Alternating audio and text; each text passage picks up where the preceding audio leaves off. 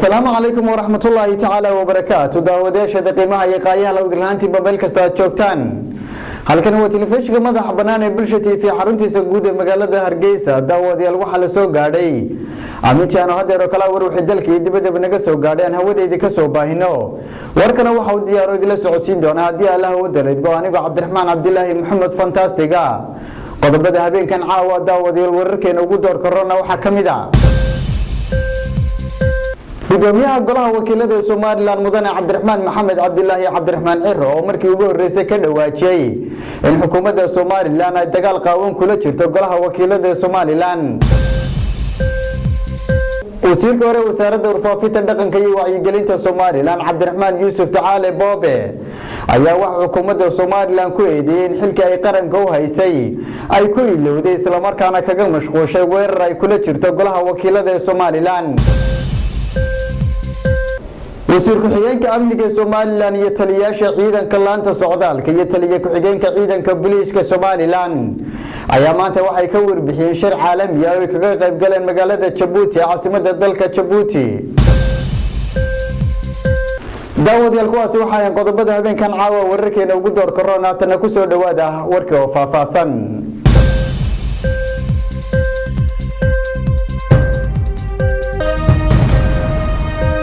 gudoomiyaha golaha wakiilada Soomaaliland ahna gudoomiyaha xisbiga mucaaradka wadani mudane Cabdiraxmaan Maxamed Cabdilaahi Cabdiraxmaan Ciro ayaa waxa uu markii ugu horeysay ka dhawaajiyay in xukuumadda Soomaaliland ay dagaal qaawan kula jirto golaha wakiilada Soomaaliland. sidaasna waxa uu gudoomiyaha golaha wakiilada Soomaaliland ku sheegay maruu maanta qaar ka mid ah warbaahinta ugu waramiyay madaarka caalamiga Igaal International Airport ee magaalada Hargeysa kadib markii uu ka soo laabtay sodcaal shaqo hal maalin qaatay oo ku tagay magaalada Addis Ababa ee caasimadda dalka Itoobiya. wariyaha Faysal Maxamed Aadan Faysal FIFA ayaa warbixintaas warkaasi inoo haya isla markaana inoo soo koobaya. gudoomiyaha golaha wakiilada Soomaaliland isla markaana gudoomiyaha xisbi siyaasadeedka mucaaradka ee wadani mudane Cabdiraxmaan Maxamed Cabdilaahi Ciro ayaa maanta dib ugu soo gadaaloqday magaalada Hargeysa ee caasimadda Soomaaliland kadib markii socdaal hal maalin qaatay oo ku maqnaa dalka dibadiisa gaar ahaan dalkaas Itoobiya caasimadiisa Addis Ababa. gudoomiyaha oo maanta markii diyaaradiisa ay soo cagadhigatay gegida diyaaradaha ka hadlay Igaal International Airport ee magaalada Hargeysa ayaa waxa halkaas ku qaabilay isla markaana ku soo dhaweeyay xildhibaano ka tirsan labada aqal gole ee guurtida iyo wakiilada mas'uuliyiin ka socday xisbi siyaasadeedka mucaaradka ee wadani isagoona inta kadib gudoomiye Cabdiraxmaan Maxamed Cabdilaahi Ciro warbaahinta ugu waramay qolka nasashada VIP ee madaarka Igaal isagoona ka warbixiyay socdaalkiisan ujeedadu xambaarsanaa dhanka kalena baaq u diray shacbiyada Soomaaliland waxaana xukuumadda Soomaaliland ku eedeeyay gudoomiye Cabdiraxmaan Maxamed Cabdilaahi Ciro inay faraha kula jirto shaqada xildhibaanada golaha wakiiladu ay ka dhex wataan golahooda. waxaanu baaq u diray xukuumadda isagoo ku baaqay inay ku mashquusho buu yidhi waa sida hadalka u dhigay howlaha loo igmaday ee shacbiga reer Soomaaliland ay u doorteen. gudoomiye Cabdiraxmaan Maxamed Cabdilaahi Ciro oo arrimahaasi ka hadlaya ayaa waxa uu yidhi saadada waxaan ilaahay ugu mahadnaqayaa inaan nabadgelyo ku soo noqday waddankaygii. safarkaygu wuxuu hal maalin waxaanu ahaa safarkaasi mid shakhsi ah. marka hore waxaan jeclahay dhammaan salaamo shacbiga reer Soomaaliland. waxaan jeclahay laba saddex farrimood inaan shacbiga reer Soomaaliland gaarsiiyo. farriinta koowaad waxa weeye golaha wakiilada Jamhuuriyadda Soomaaliland intii ay jirtay xukuumadda Ahmed Maxamed Silaanyo madaxweynaha Jamhuuriyadda Soomaaliland warna dagaal lama gelin haddana dagaal kuma jirto. laba waxaa soo ifbaxay oo si qaawan u muuqday in xukuumaddu ay arrimaha u gaarka golaha wakiilada Jamhuuriyadda Soomaaliland gacanta kula jirto. saddex waxaa kula talinaya xukuumadda in ay faraha kala baxdo arrimaha u gaarka golaha wakiilada oo ay ku mashquusho arrimaha qaranka u igmaday. afar waxaan salaamaya dhammaan mudanayaasha golaha wakiilada meel kastay joogaan rag iyo dumarba waxaan ku kalsoonahay mudanayaashu inay sharaftooda iyo sharafta qarankaba ilaalin doonaan. السلام عليكم ورحمة الله. dhanka kalena gudoomiyaha oo maanta warfidyenadii goobtaasi ku sugnaa su'aal ka weydiiyeen aragtidiisa ku aadan mooshin ka dhan ah oo xildhibaanada qaarkood ku hawlayn in ay keenaan fadhiga ugu horeeya xildhibaanada si yeeshaan ayaa ka gaabsaday isagoona ku jawaabay saadana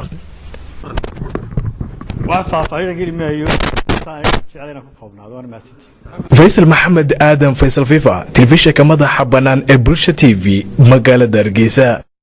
wasiirka hore wasaaradda warfaafinta dhaqanka iyo wacyigelinta Soomaaliland Cabdiraxmaan Yuusuf Tacaale Boobe ayaa wax xukuumadda talada dalkan haysa ku eedeeyay in xilka ay qaranka u haysa ay kaga mashquushay weerar ay kula jirto golaha wakiilada ee Soomaaliland. sidaasna waxa uu Boobe Yuusuf Tacaale uu ku sheegay maruu maanta qaar ka mid ah warbaahinta kula hadlayay magaalada Hargeysa. wasiirka hore wasaaradda warfaafinta dhaqanka iyo wacyigelinta Soomaaliland Cabdiraxmaan Yuusuf Tacaale Boobe ayaa maanta wax laga xumaado ku tilmaamay dagaal uu sheegay in xukuumadda talada dalkan haysa ay kula jirto golaha wakiilada ee Soomaaliland iyo xiroosaadka ay dhawaan ansixiyeen golaha wakiilada ee Soomaaliland. wasiirka hore wasaaradda warfaafinta dhaqanka iyo wacyigelinta Soomaaliland oo isagoo arrimahaas ka hadlaya ayaa waxa uu yiri waxaan jeclahay inaan ka hadlo xiroosaad uu golaha wakiiladu baaskareeyay oo dawladna buuq badan iyo hadal badan iyo hadalhayn badan iyo culays badan la yimid oo keenay golaha wakiilada markaynu ka hadlayno waa 280 wakiilada la yiraahdo macnaheedu waxa weeye waxay ka wakiil yihiin dadweynaha macnaheedu waxa weeye qof walba waxa laga soo doortay degmo doorasho ayaa laga soo doortay oo tiro xadidan oo dad ayaa soo dooratay golaha wakiiladu markuu shiraya uu fadhiyo macnaheedu waxa weeye Soomaaliland baa fadhida oo shacabigii baa fadhiyo oo shiraya weey siyaasad mid waliba 20,000 30,000 wixii ay hadba tiradu noqoto wakiil kaga noqonaya ay tahay inuu xilkeeda iyo eedeedaba qaado dabeedna golaha caynkaas ayaa sharci samaystay xiroosaad mariyay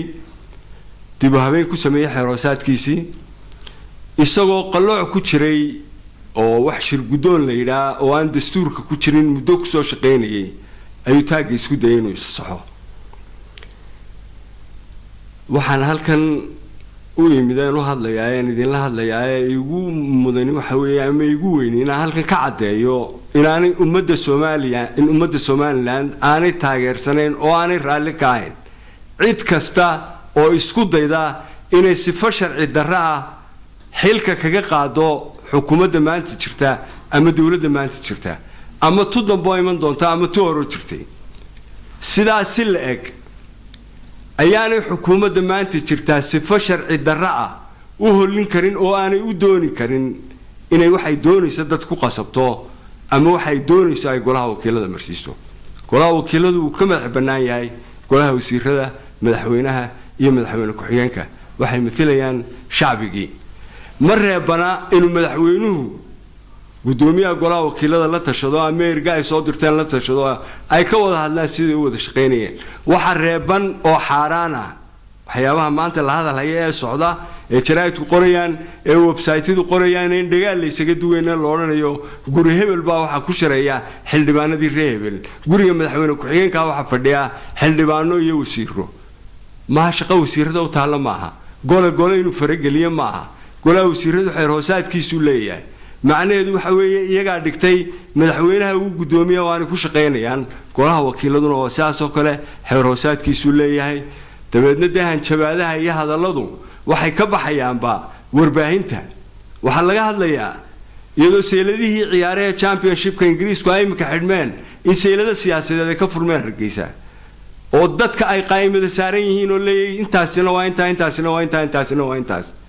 waa tallaabo wax yeelaysa nabadgelyada iyo istiqraarka iyo jiritaanka shacbiga reer Soomaaliland ummadani umay daban inuu nidaam caynkaasi ku soo baxo waxaanu cambaareynaa oo aanu ka soo horjeednaa cid kasta oo doonta si sharci darro ah inay xukun ku maroorsato ama ku sii haysato warbaahinta la isu marinayay daanitaasi dhicin bari sabtida waa la fadhiisanayaa baa la yidhi waa la isdhaarsaday waa la isu hub gurtay golihii wakiiladu uu fadhiisanayaa laba mid un baa soo bixi doonto ama sidii la sheegayay iyadoo sanka caana riyaad ka dareerayaan bay qaar soo bixi doonaan kuwa kalena waxay soo bixi doonaan iyagoo sankooda subag idaadu ka dareerayo intaas u maan fiirsanayna kamerooyinkan ku sugaynaa dhinaca kalena Cabdiraxmaan Yuusuf Tacaale Boobe ayaa waxa uu sharci darro ku tilmaamay shirgudoonkii uu lahaa golaha wakiilada ee Soomaaliland isagoona sheegay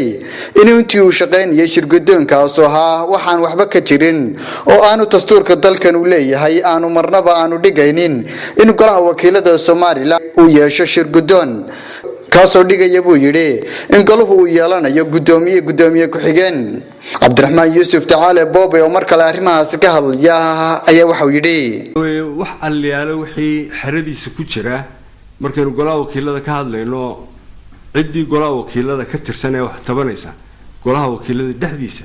waa inay ku tabataay cabashadeeda ku sheegtaa marka laga hadlayo shirgudoon dastuurka wax shirgudoon la yiraahdo ku jira ma jiraan booli bay ahayd xaraan bay ahayd intii sanadooda lagu soo shaqeynayay dastuurka waxa ku yaala gudoomiye ku xigeen koowaad iyo gudoomiye ku xigeen labaad cid aliyaale cid soo celin kartaana ma jirto hadii la soo celiyana waa xeerjabkiisi waa kiisi marka sida ay u taalo gudoomiye jira laba ku xigeen baa jira awoodahana waxa kala siinaya dastuurka wixii awoodo ka dhimana xeer hoosaadkooda ayay ku kala qaadanayaan go'aan uu gaaray golaha wakiiladu meel aan golaha wakiilada ahayn xeer hoosaadkaana dhigaya haddii go'aan maanta gaadhaan goorta kale ay bedeli karaan xeer hoosaadkooda dhigaya laakiin tii golihii wakiilada shiray dabeedna xaafad baanu fadhiisanaynaa dabeedna waxaanu doonaynaa inaanu bedelo xeerarka iyo go'aamada uu golaha wakiiladu ay gaadheen waa fawdad waa qas waa qalaanqal waa deganaansho la'aan iyo nabadgelyada wax la yeelayo wasiir ku-xigeenka wasaaradda amniga Soomaaliland ay wehelinayeen taliyaha ciidanka laanta socdaalka Soomaaliland iyo taliye ku-xigeenka ciidamada booliiska Soomaaliland ayaa waxa uu ka warbixiyay shir caalami ah oo ay kaga qayb galeen magaalada Djibouti caasimadda dalka Djibouti sidoo faafaynta warkaasi uu nooga hayo wariyahayga Sakariye Xasan Raage Sakariye Sudaysi wasiir ku-xigeenka wasaaradda amniga oo ay weheliyaan taliyaha laanta socdaalka iyo taliye ku-xigeenka ciidanka booliiska ayaa maanta ka warbixiyay shir caalami oo laga hadlayay arrimaha burcadbadeeda iyo sugidda amniga kaas oo ka dhacay magaalada Djibouti wasiir ku-xigeenka iyo wafdigiisa ayaa waxay maanta ka soo degay gegada diyaaraduhu ka hagaan ciyaar international airport iyagoo kula hadlay bahda saxaafadda kana warbixiyay safarkan ay ku tageen magaalada Djibouti iyo waliba doorka ay kaga jirto xukuumadda Soomaaliland waxayna yiraahdeen shir goboleed lagaga hadlo inta badan mandaqada oo ay kamid yihiin dalalka ku teesan gacankan cadmeed anagoo ka kooban xubno afar xubnood taliye ku-xigeenka ciidanka booliiska taliyaha ciidanka immigrationka Soomaaliland iyo xubin wasaaradda arrimaha gudaha ka tirsan shirkaas wuxuu daba socday